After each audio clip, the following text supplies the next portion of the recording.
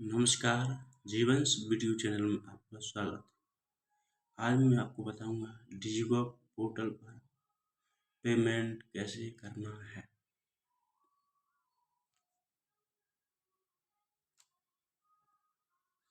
सबसे पहले हम डिजिलॉकर पोर्टल में हम लॉगिन करेंगे तो किसी भी ब्राउज़र में हम snafms.sbi टाइप करेंगे।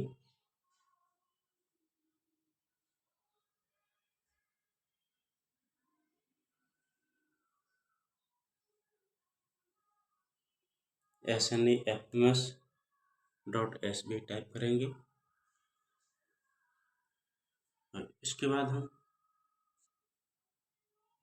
snafms जैसे ही हम टाइप करेंगे इस तरह का इंटरफेस आपको दिखाई देगा। इसके बाद अब मेकर, जैसा कि आप सबको पता है कि SMTC में डिजिलॉकर पोर्टल पर 3 प्रकार के यूजर बनाए गए हैं: मेकर, वेरीफायर और अप्रूवर।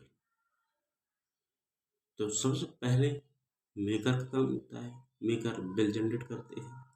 तो मेकर के लॉगिन हम यहाँ पर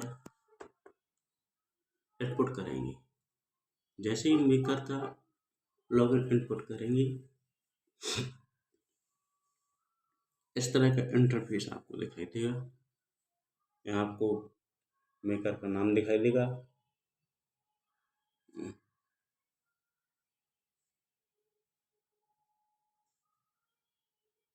यहाँ आपको मेकर का लॉगिन दिखाई देगा, मेकर का नाम, क्या नाम से मेकर है, फिर इस तरह से पूरी डिटेल हमको दिखाई देगी। यहाँ आपको बजट एलोकेट दिख रहा है।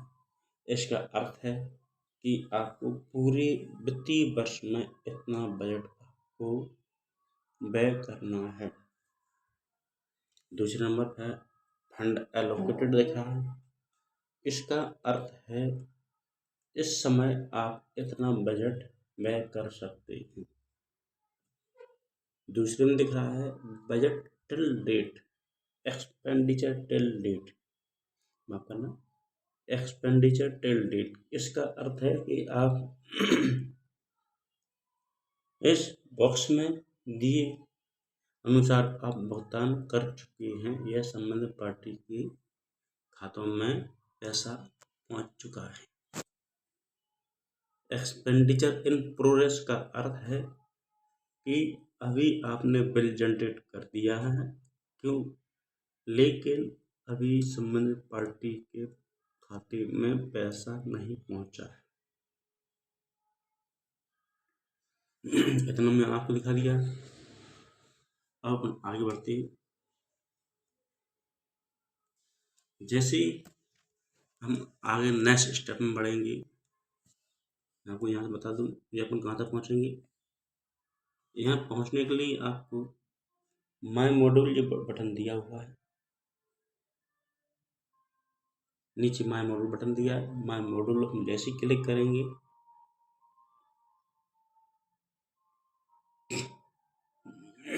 माय मॉड्यूल हम जैसे क्लिक करेंगे तो आगे इस तरह का इंटरफेस आपको दिखाई देगा। आप इसमें आपको बहुत सारे ऑप्शन दिए गए हैं। फिलहाल ये आपके काम की नहीं है। जैसे ही आपको ज़रूरत पड़ेगी या आवश्यकता लगेगी मैं आपको नई वीडियो आपको बना कर डाल दूँगा। यहाँ आपको केवल इसमें जाना है, management fund disbursement. Management fund disbursement में आप क्लिक करेंगे तो आपको इस तरह का इंटरफेस दिखाई देगा।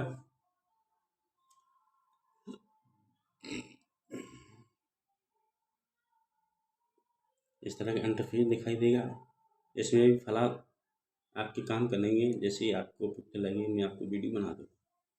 यहाँ फंड डिसबर्समेंट में जाएंगे। फंड डिसबर्समेंट में जैसे ही हम जाएंगे, जैसे कि मैंने आपको बताया था, यहाँ आपका मेकर का नाम दिख जाएगा जिस लॉगिन से आप किए हैं।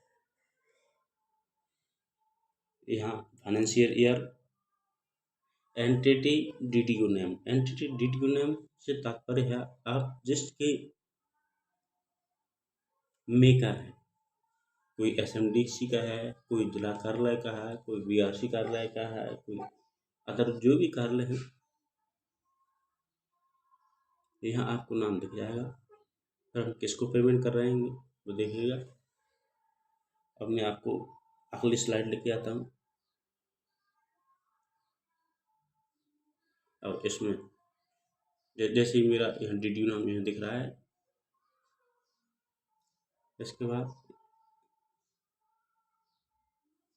हम यहाँ पर जैसे ही हम यहाँ वेंडर सेलेक्ट करेंगे, यहाँ सेलेक्ट नहीं है, जैसे ही हम यहाँ वेंडर सेलेक्ट करेंगे तो ये वाला ऑप्शन यहाँ दिखाई देने लगा, vendor payments.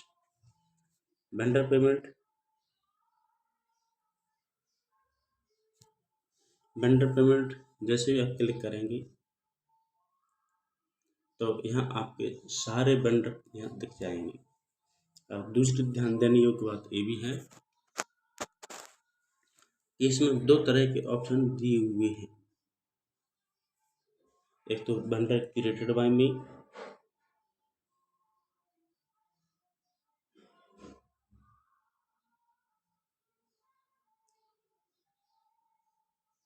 Vendor created by me और ऑल। क्रिएटेड बाय मी से आता है कि जो वेंडर हमने या इस लॉगिन से बनाए गए हैं, और ऑल का अर्थ है कि जो वेंडर सभी किसी भी स्तर से या अन्य एजेंसी द्वारा किसी भी एजेंसी द्वारा बनाए गए हैं, लेकिन वो हमारे लॉगिन में यहाँ दिखने लगेंगे ऑल करेंगे। जैसे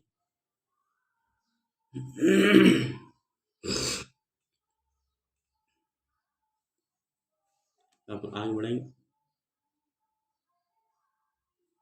जहाँ वेंडर की लिस्ट खुल जाएगी। अब देखिए, अब हम यहाँ एक्टिविटी में जाएंगे।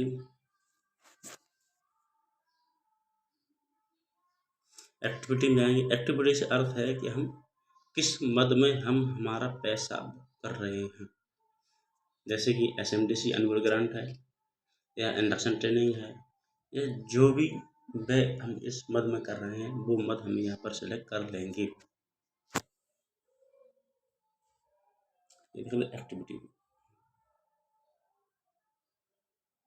ठीक। अब देखेंगे अपना अगला एलोकेशन बजट या एलोकेटेड बजट और अवेलेबल फंड। यहाँ ये दो चीज़ें ध्यान देने योग्य हैं कि एलोकेटेड बजट और अवेलेबल फंड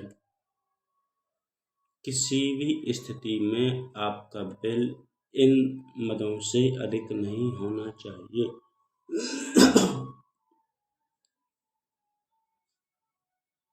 चाहे तो एलोकेटेड बजट मान लो या एलोकेटेड फंड मान लो, दोनों में जो बजट दिख रहा है उतना व्यय हम कर पाएंगे अथवा उससे कम हम कर पाएंगे।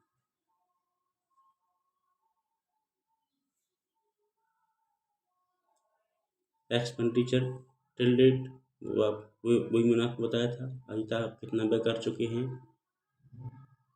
डिसबर्समेंट प्रोग्रेस, अभी प्रोग्रेस में कितना चल रहा है। Letter office number, letter office number से तात्पर्य है हम जिस पत्र के माध्यम से हम जो राशि जारी करने की स्वीकृति देते हैं वो हम इस पत्र में हम यहाँ डालेंगे। मैं आगे बता देता हूँ, आगे खोल देता हूँ।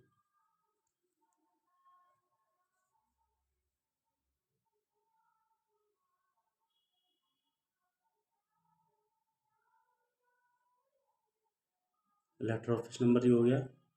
सैंक्शन डेट हो गई, जिस डेट में हम पत्र जारी कर रहे हैं।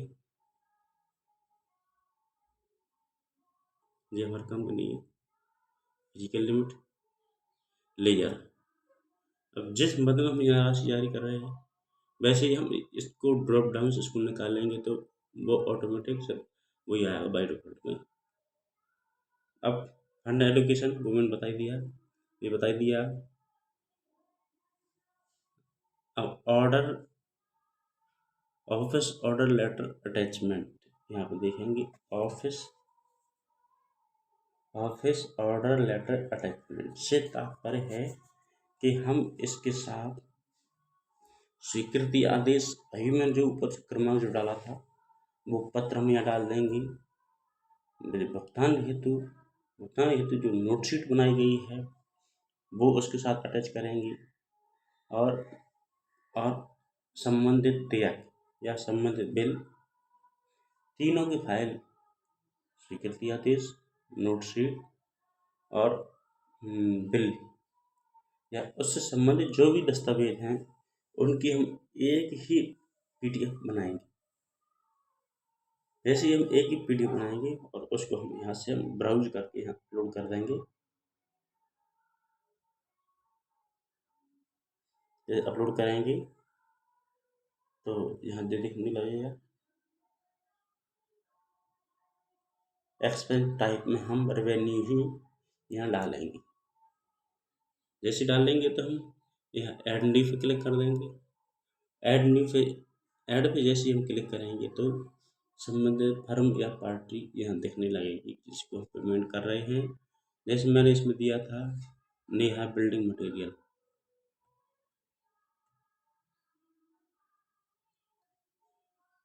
जैसे यहाँ दिख रहा है नेहा बिल्डिंग मटेरियल, उसका बैंक खाता दिखने लगेगा, उसका एंटिटी दिखने लगेगा। जिस मद में हम पैसा बुक कर रहे हैं, इंडक्शन ट्रेनिंग यहाँ दिख रहा है तो ऐसी एक्टिविटी दिखने लगेगी। डिडक्शन, अब देखिए डिडक्शन पे हम जैसे ही हम क्लिक करेंगे, तो इस तरह का इंटरफेस आपको दिखाई देगा। इसमें हम देखेंगे कि हम संबंधित पार्टी को कितना बिल पेमेंट कर रहे हैं या कितनी राशि जारी कर रहे हैं।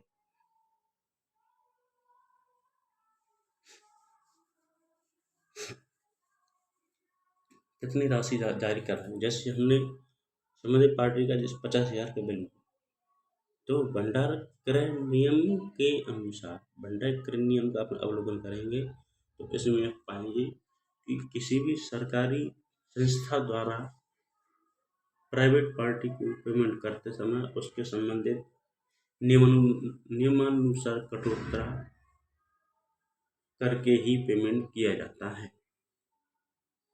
जैसे हम संबंधित पार्टी का TDS 2% काटा, जैसे हम TDS 2% काटेंगे तो या एंटर जैसी करेंगे या टैब जैसी दबाएंगे तो हम डिडक्शन की अमाउंट ऑटोमेटिक यहाँ पर आ जाएगी।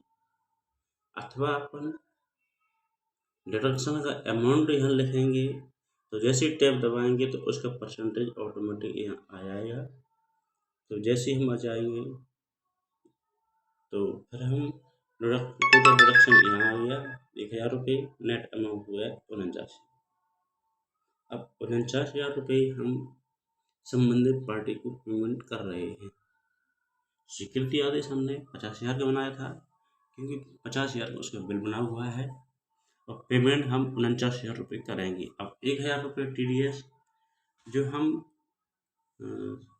चालान के द्वारा हम शासकीय खाते में जमा कर देंगे, चालान के द्वारा हम बैंक में जमा कर देंगे। इसका वीडियो में आपको अतिरिक्त बनाऊंगा, उसको हम एक्स्ट्रा देख लेंगे। अगर नेक्स्ट करेंगे शंभुई आ गया, देखिए अब यहाँ पे चल रहे हैं।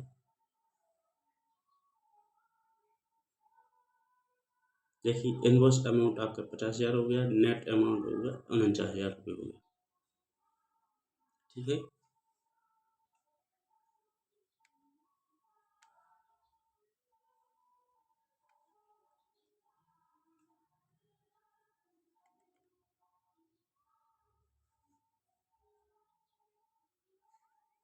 यहाँ वैलिडेट करेंगे।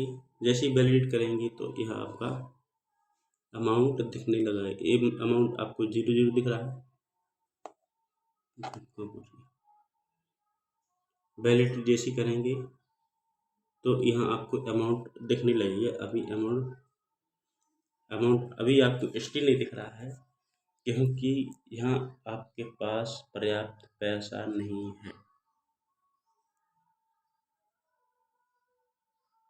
रिक्वेस्ट फंड 50,000 रुपये, रिक्वेस्ट फंड 50,000 रुपये, अवेलेबल फंड 1,000 रुपये। यहाँ यदि आपके पास अवेलेबल फंड होता तो बिल आपका स्वीकृत हो जाता। ठीक है, अवेलेबल जो हो गया आपका।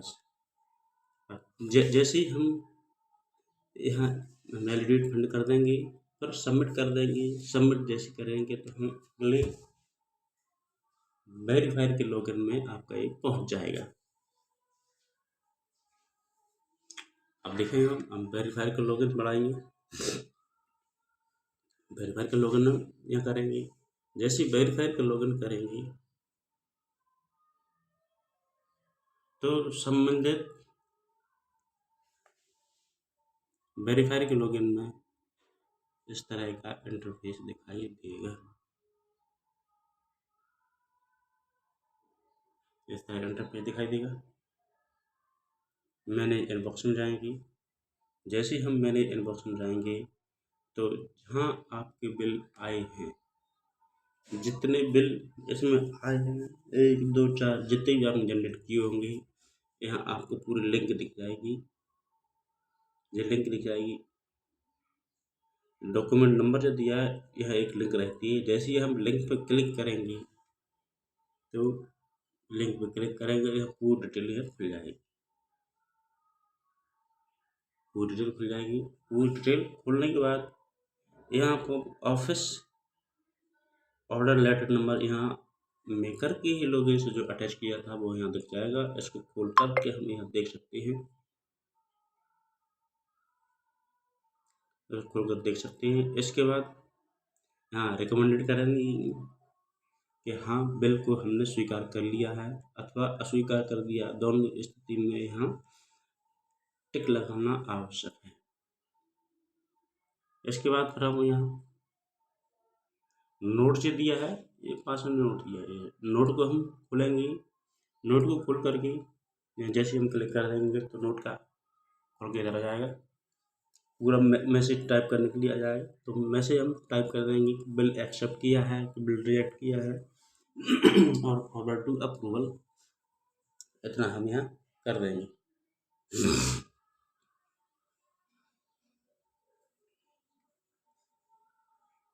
जैसे कर देंगे तो यहाँ चेक लगा देंगे,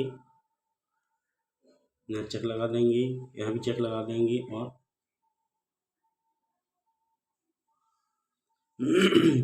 यहाँ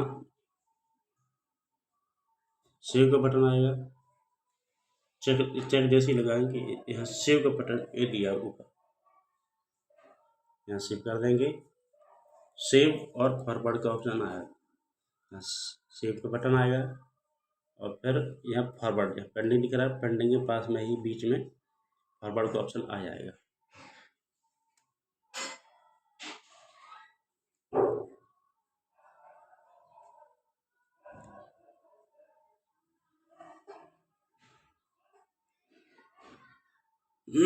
इसके बाद वेरीफाई का काम खत्म। अब अप्रूवल का लॉगिन करेंगे, सेम कंडीशन है उसकी भी। जैसे लॉगिन करेंगे यहाँ पूरा दिख जाएगा। मैंने इनबॉक्स में जाएंगे, मैंने इनबॉक्स में भी सेम कंडीशन दिखेगी। जितने बिल हमारे उसमें आए हैं वो सारे बिल इसमें दिख जाएंगे और यहाँ डॉक्यूमेंट नंबर की लिंक मिल जाएगी। लिंक पर जैसे ही क्लिक करेंगे तो पूरी जो डिटेल जो मैंने सेम वहाँ से बताई थी वही आएंगी, वही नोट आएगा। नोट में हम लिख देंगे बिल अप्रूव्ड। बिल अप्रूव जैसे हम करेंगे यहाँ बैंक डिटेल पूरी मिल जाएगी। हम किस किस को क्या क्या पेमेंट हम कर रहे हैं ये पूरी दिख जाएगा।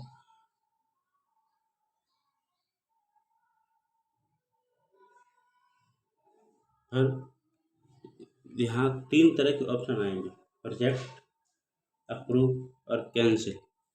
तो यहाँ यदि हमको बिल यहाँ अप्रूव करना है तो अप्रूव कर देंगे। जैसे हम अप्रूव करेंगे एक OTP आएगी मेकर के लॉगिन से,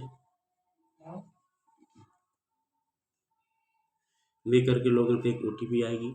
यहाँ ऊपर OTP का ऑप्शन आ जाएगा। इसमें क्योंकि उसको मैंने अप्रूव नहीं किया, बजट नहीं था, इस कारण से यहाँ OTP का विंडो दिखने लगेगी। OTP के लिए पॉपअप जैसे खुलेगा, हम OTP वेरीफाई करेंगे और बिल सबमिट हो जाएगा। ये वीडियो अच्छी लगी हो तो लाइक और सब्सक्राइब करें। वीडियो अच्छी लगी हो तो लाइक करें, सब्सक्राइब करें और प्लीज़ कमेंट करें यदि आपको जानकारी अच्छी लगी हो। Thank you.